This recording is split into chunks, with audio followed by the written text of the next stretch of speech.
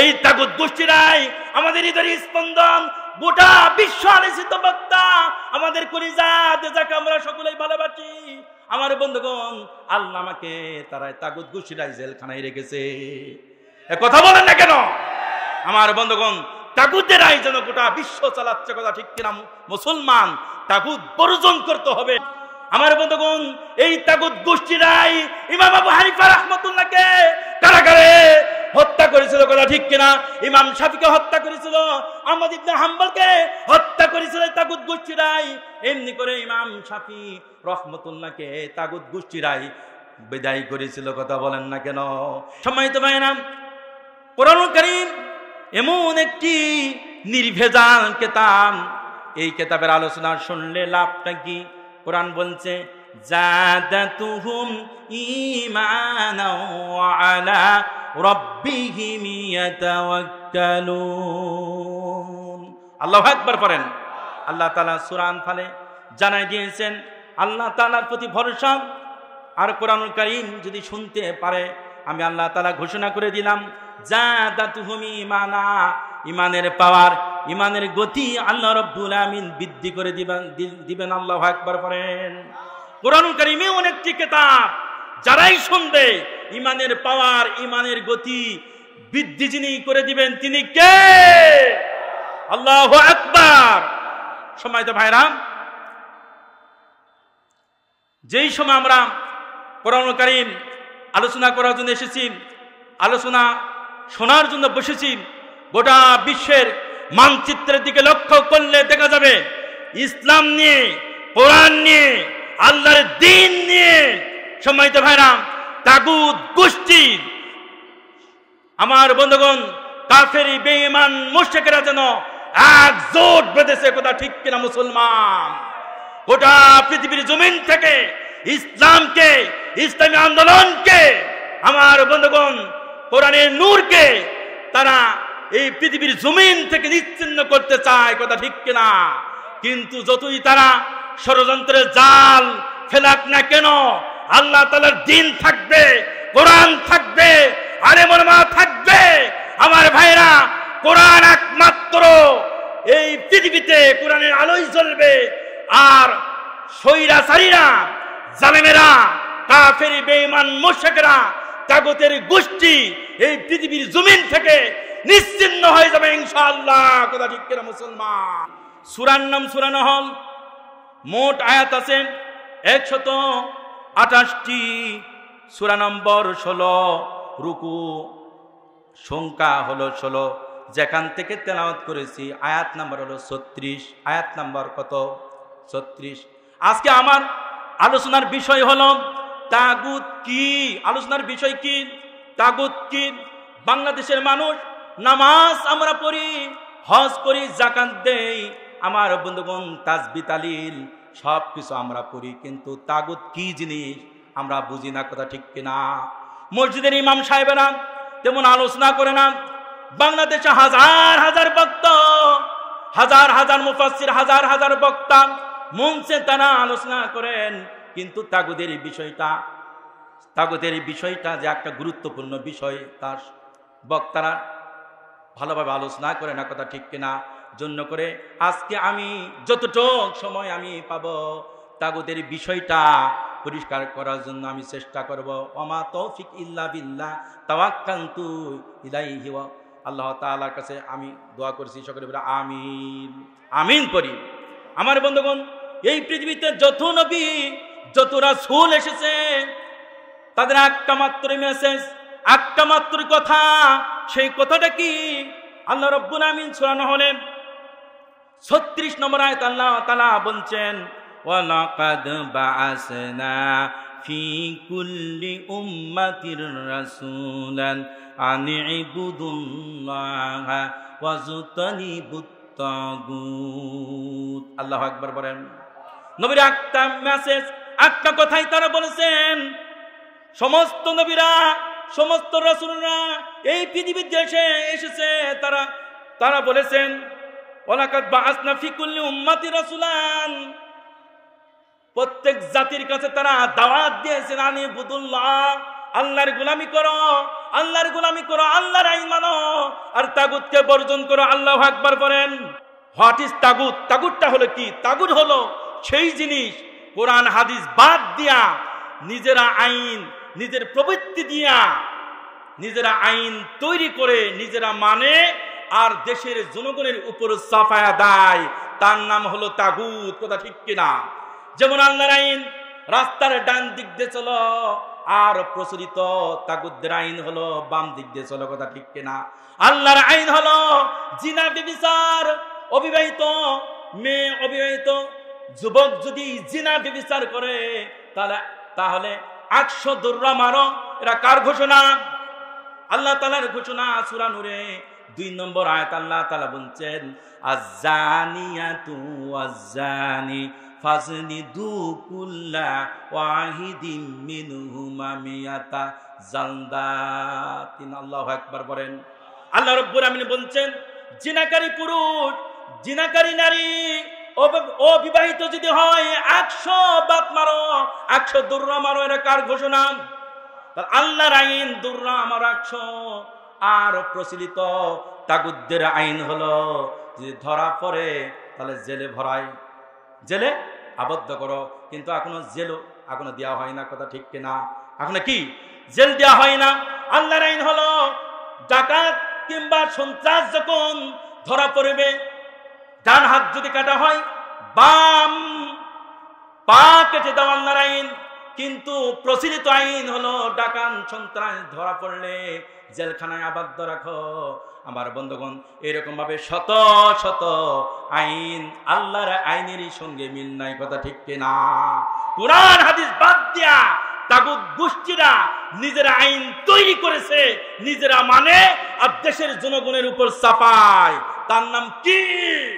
তার নাম হলো তাগুত। আমার বন্ধুগণ, এই সূরাটার নামকরণ করা হয়েছে সূরা নহল। এই সূরাটার মধ্যে 68 নম্বর আয়াতে নহল শব্দ এসেছে, জন্য করে এই সূরার নাম হয়েছে নহল। সকলে বলে সুবহান বিহামদিহি। বলেন না সুবহানাল বিহামদিহি। আমার বন্ধুগণ, নহল শব্দের অর্থ কি বলেছি? মৌমাছি। জাহান্নামে এই পৃথিবীতে যত বিষাক্ত প্রাণী রয়েছে আমার বন্ধুগণ, এইগুলি প্রাণী দিয়ে জাহান্নামীদেরকে শাস্তি দেওয়া হবে। কিন্তু নহল মানে মৌমাছি, এই মৌমাছি দ্বারা জাহান্নামীদেরকে শাস্তির ব্যবস্থা আল্লাহ তাআলা করবেন না। সকলে বলি সুবহানাল্লাহ। আমার বন্ধুগণ, আল্লাহ তাআলা বলছেন, ওয়া আওহা রাব্বুকা ইলান নাহলি আনিত্তাখিজি মিনাল জিবালি বুয়ুতাও ওয়া মিনাশ শাজারি ওয়া মিম্মা ইয়ারিশুন। আল্লাহু আকবার বলেন। আল্লাহ তাআলা বলছেন, আমি মৌমাছিকে আদেশ করলাম, ইলান নাহলি, মৌমাছিকে আমি এই নির্দেশ করলাম, আনিত্তাখিজি মিনাল জিবালি বুয়ুতাও ওয়া মিনাশ শাজারি ওয়া মিম্মা ইয়ারিশুন। তারা যেন জিবাল মানে পাহাড়, আর বুয়ুত শব্দের অর্থ হলো ঘরসমূহ। বাইতুনের বহু বচন হলো বুয়ুত, অর্থাৎ বুয়ুতান ঘরসমূহে, এবং মিনাশ শাজারি এবং উঁচু উঁচু গাছে তারা যেন কি করে? মৌমাছির চাক বাঁধে। আল্লাহু আকবার পড়েন। আমরা তো দেখতে পাই মৌমাছিরা ঘরে, আমার বন্ধুগণ, তারা চাক বাঁধে, দরজায় চাক বাঁধে। আবার পাহাড় এলাকায় যাবেন, পাহাড়ে চাক বাঁধে মৌমাছিরা। কথা ঠিক কিনা? আবার বড় বড় গাছে ডালে মৌমাছিরা চাক বাঁধে। কথা ঠিক কিনা? এই মৌমাছি থেকে আমরা মধু পাই। আমার বন্ধুগণ, বিজ্ঞান রিসার্চ করে তারা বের করেছেন, বিশ্বনবী সাল্লাল্লাহু আলাইহি সাল্লাম বলেছেন, যারা পিওর মধু আর কালো জিরা নিয়মিত ভাবে যদি পান করতে পারে, খাইতে পারে, আল্লাহ রাব্বুল আমিন কঠিন কঠিন ব্যাধি থেকে তাকে হেফাজত করবেন। সকলে বলে সুবহানাল্লাহ। ও যুবকেরা, মৌমাছির থেকে যে মধু আমরা পাই, পিওর মধু যদি আমরা পান করতে পারি, তাহলে আল্লাহ রাব্বুল আমিন যে পুরুষত্ব দান করেছেন এটা দুর্বল হবে না। কথা ঠিক কিনা? আলহামদুলিল্লাহ বলেন। যুবকেরা, আগামীকাল গিয়ে যেন একবার হাফ কেজি খাইও না, নিয়মিত ভাবে লিমিটেড খাইতে হবে। মুরব্বীরাও খাইবেন। আল্লাহু আকবার বলেন। সম্মানিত ভাইরা, তাহলে ওয়া আওহা রাব্বুকা ইলান নাহলি, এই নাহল শব্দ কি? অত্র সূরা অর্থাৎ নহল এই সূরার মধ্যে 68 নম্বর আয়াত এসেছে, জন্য করে এই সূরার নাম হয়েছে নাহাল। সূরার নাম কি? নাহাল। তো আলোচনার বিষয় ভুলে গেলে চলবে না, যে আলোচনার বিষয় হলো তাগুত কি। তাগুত কি? আমার ভাইরা, আল্লাহ রাব্বুল আমিন এই পৃথিবীতে যত নবী এবং রাসূল এসেছিলেন তাগুত বর্জন করার দাওয়াত দিয়েছেন, আর আল্লাহর আইন মানার জন্য দাওয়াত দিয়েছেন। আল্লাহ রাব্বুল আমিন, আল্লাহ তাআলা কোরআনকে আমরা প্রশ্ন করলাম, কোরআন বলে দাও তাগুত যদি বর্জন আমরা করতে পারি লাভটা কি? শোনার দরকার আছে কিনা? আল্লাহ রাব্বুল আমিন নোট দিচ্ছেন, আল্লাহ তাআলা সুন্দর করে নোট দিচ্ছেন, ওয়াল্লাযীনা ইসতানাবুত তাগুতা আইয়াবুদুহা ওয়া নাবু ইলাল্লাহি লাহুমুল বুশরা ফাবাশশির ইবাদি।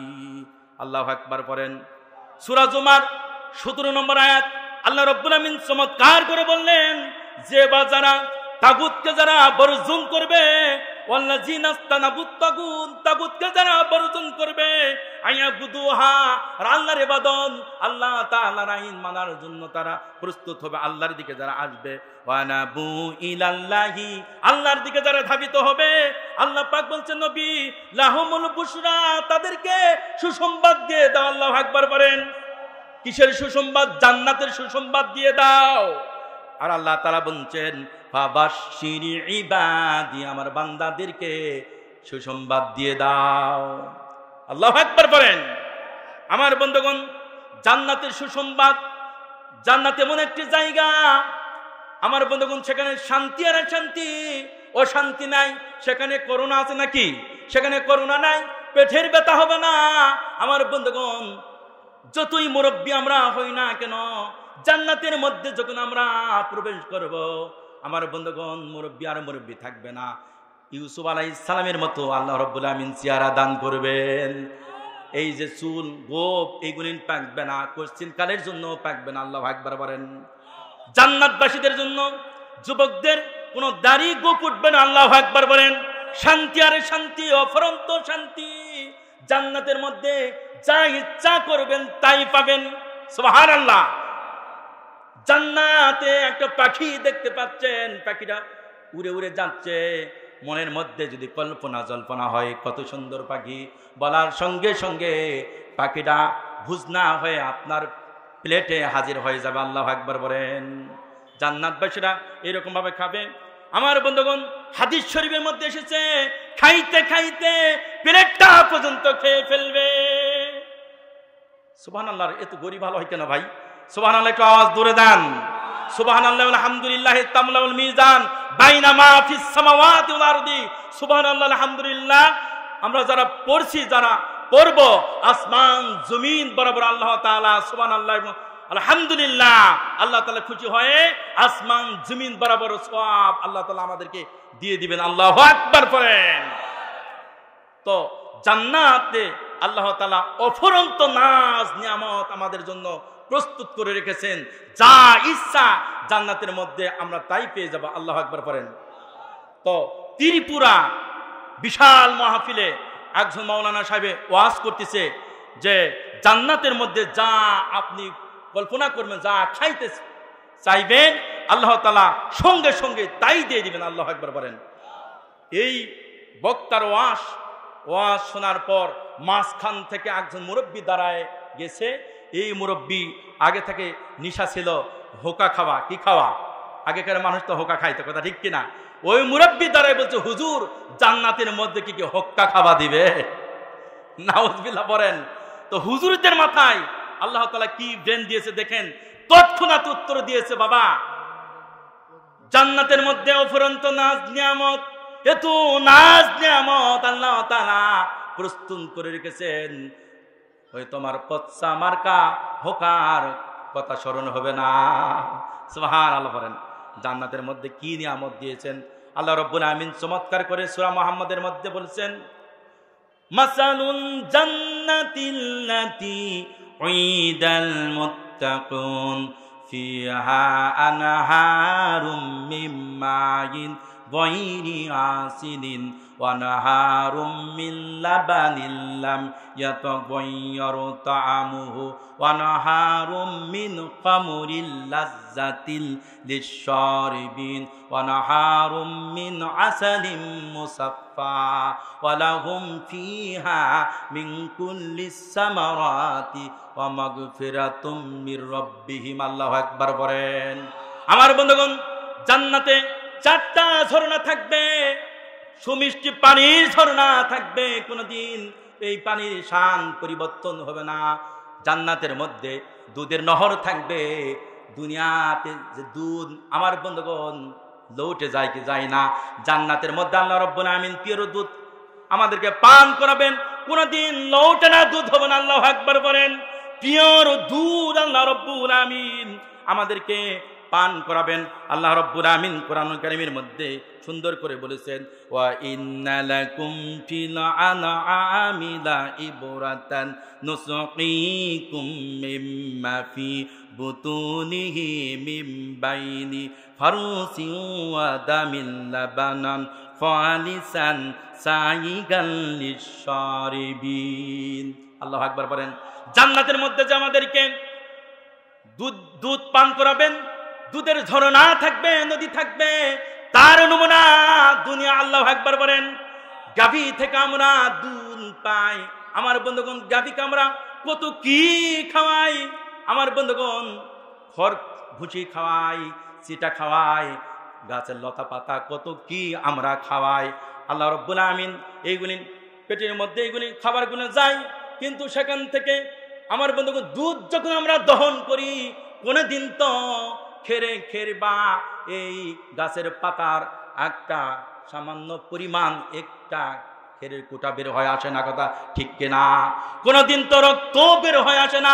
আল্লাহ রাব্বুল আমিন গাভীর মধ্যে, গাভীর পেটে গোবর আর রক্তের মাছ থেকে আল্লাহ রাব্বুল আমিন রিফাইন করে আমাদের জন্য নেট ইন ক্লিন নির্ভেজাল পিওর দুধ আমাদেরকে আল্লাহ তাআলা দান করেন। আল্লাহু আকবার বলেন। আমার বন্ধুগণ, কিন্তু এইগুলির বান্দার আমরা খাই, কিন্তু প্রশংসা আমরা আদায় করি না, কথা ঠিক কিনা? জান্নাতের মধ্যে দুধের নহর থাকবে, আবার জান্নাতের মধ্যে মদের নহর থাকবে। দুনিয়ার এই মদ না, দুনিয়াতে এই মদ খেলে তো নিশা হয়। আমার বন্ধুগণ, রাস্তায় পাশে চিট পাটাং দিয়ে করে থাকে, কথা ঠিক কিনা? অনেকে মদ খাইয়া আমার বন্ধুগণ বউকে গিয়ে খালাম অনেক সময় কয়, কথা ঠিক কিনা? কিন্তু জান্নাতের মধ্যে আল্লাহ রাব্বুল আমিন যে মদ দিবেন, এইগুলির মধ্যে এত সুন্দর স্বাদ হবে, পানকারীদের জন্য কতই না চমৎকার। শুধু পান করবে আর গোটা জান্নাত এর সুঘ্রাণ যেন সয়লাভ করবে। সুবহানাল্লাহ বলেন। আমার বন্ধুগণ, জান্নাতের মধ্যে এই যে নহল শব্দের অর্থ মৌমাছি, মৌমাছি থেকে আমরা মধু পাই। জান্নাতবাসীদেরকে আমার বন্ধুগণ মধুর নহর থাকবে, সেখান থেকে আমরা মধু পান করব। সুবহানাল্লাহ বলেন। আমার বন্ধুগণ, এছাড়া অসংখ্য ফল ফলাদি থাকবে, আমরা ফল ফলাদি শুধু পান করব। আর আল্লাহ রাব্বুল আমিনের তরফ থেকে আমরা শুধু ক্ষমা পাবো। আল্লাহু আকবার বলেন। আমার আলোচনার বিষয় হলো তাগুত। আলোচনার বিষয় কি? আলোচনার বিষয় হলো তাগুত। ওয়াল্লাযীনা ইসতানাবুত তাগুতা, যারা তাগুত আমরা বর্জন করতে পারবো। আয়াবুদুহা, আর আল্লাহর দিকে যারা আমরা আসবো, আল্লাহর ইবাদত গোলামি করার জন্য যারা আসবো। ওয়ানাবু ইলাল্লাহি, আল্লাহর দিকে যারা আসবো তাগুতকে বর্জন করার পর, আল্লাহ পাক বলছেন লাহুমুল বুশরা, নবী ওদেরকে সুসংবাদের বাণী শোনাই দিন। আল্লাহু আকবার বলেন। ফাবাশশির ইবাদি, ওই সমস্ত বান্দাদেরকে সুসংবাদ শোনাই দিন। আল্লাহ রাব্বুল আমিনকে প্রশ্ন করলাম, আল্লাহ বলে দাও, তাগুত বর্জন যদি করি তাহলে আমাদের আর কি লাভ হবে? আল্লাহ রাব্বুল আমিন সূরা বাকারা এই গরু মার্কা সূরায় 256 নম্বর আয়াত আল্লাহ তাআলা বলছেন, গোলাম রে, তাগুত বর্জন যদি করতে পারো তোমাদের ঈমানটা পরিপূর্ণ করে দিব। সুবহানাল্লাহ বলেন। আল্লাহ তাআলা বলছেন, ফামাইয়াকুরু বিত্তাগুতি ওয়া ইউমিন বিল্লাহি ফাকাদ ইসতামসাকা বিল উরুআতিল উসকা লানফিসামা লাহা ওয়াল্লাহু সামিউন আলীম।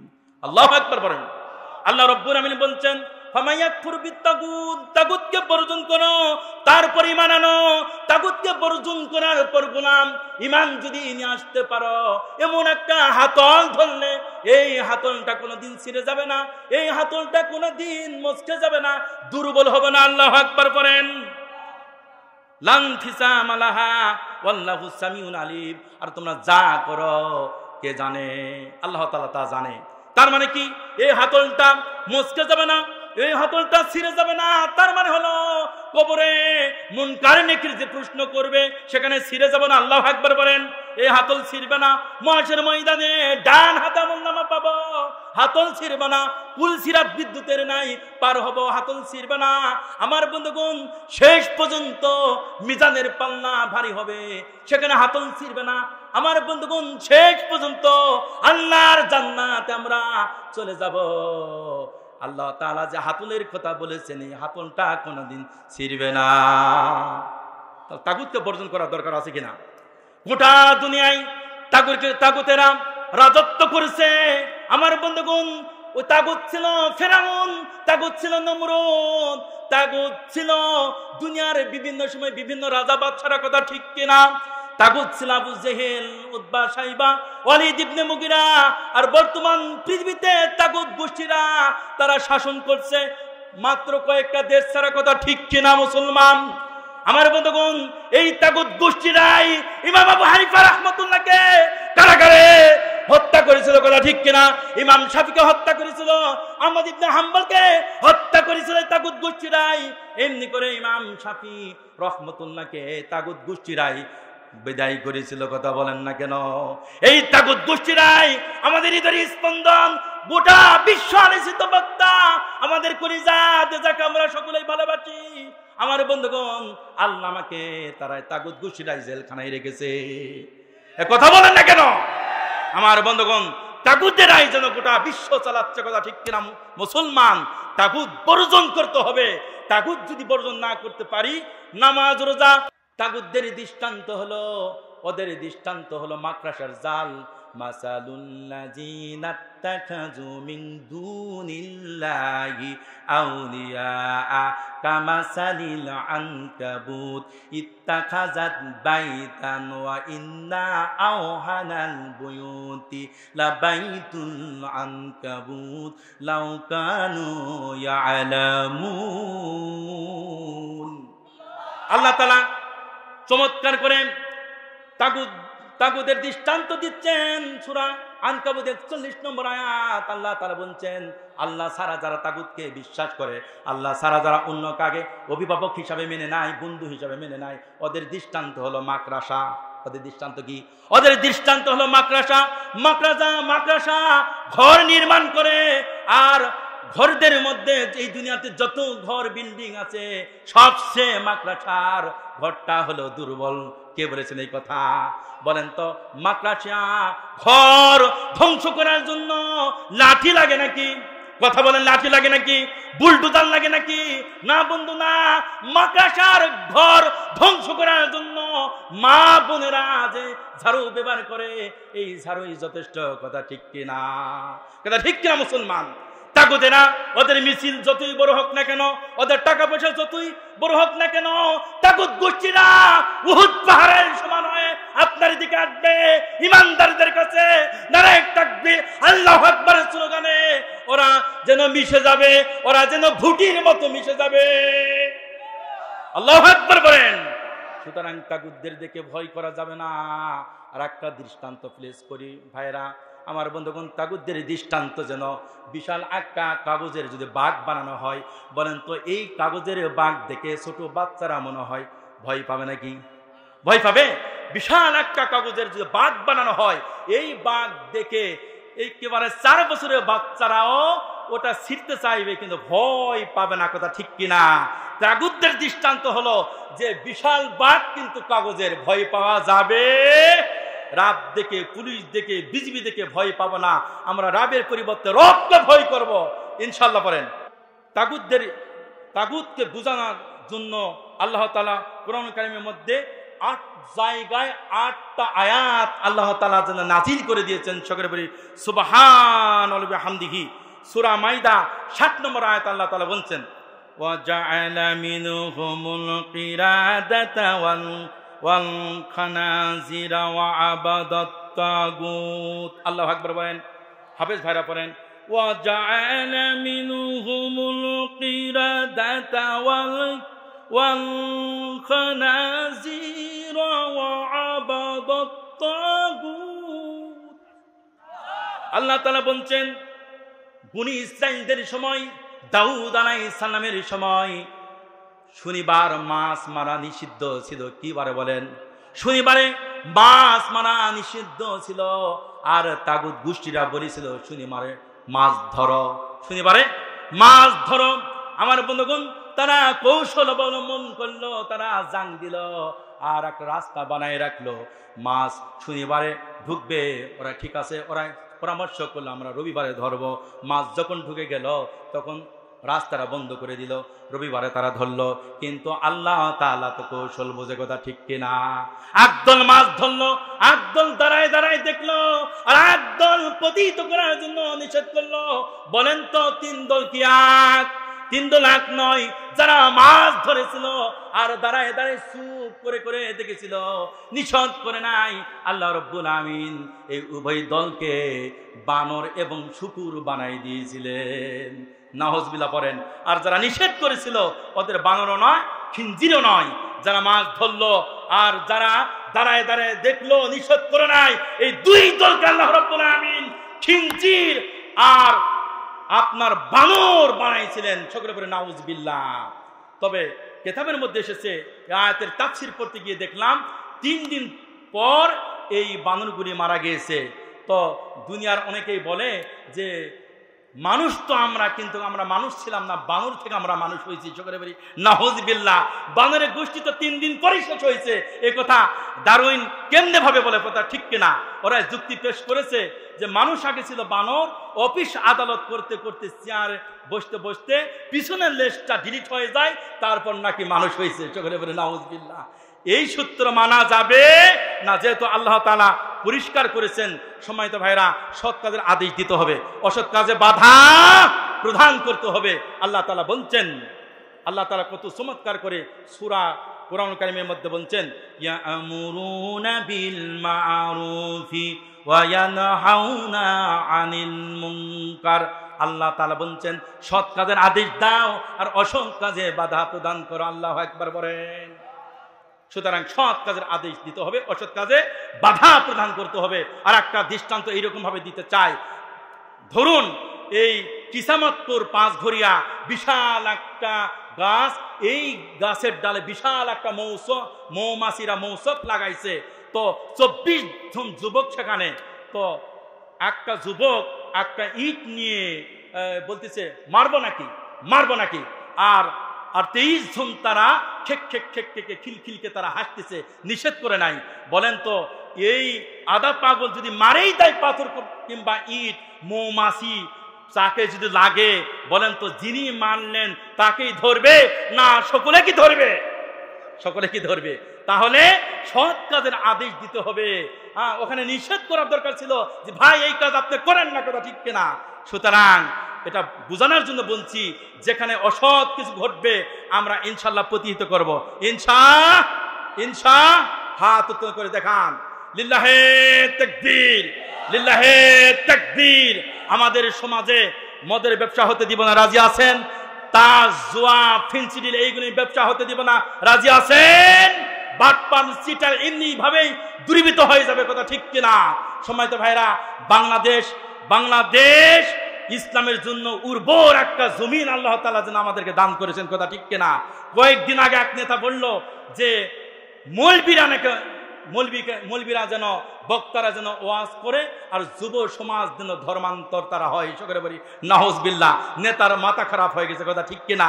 এক নেতা, এই মেন্টাল নেতা, আমি বলি অতি সত্ত্বেই তাকে গ্রেফতার করে পাবনা হসপিটালে রাখা হোক, কথা ঠিক কিনা? আমার বন্ধুগণ, মাননীয় প্রধানমন্ত্রীকে ধন্যবাদ জানাই যে ওই ইসলামকে গালি দিয়েছিল।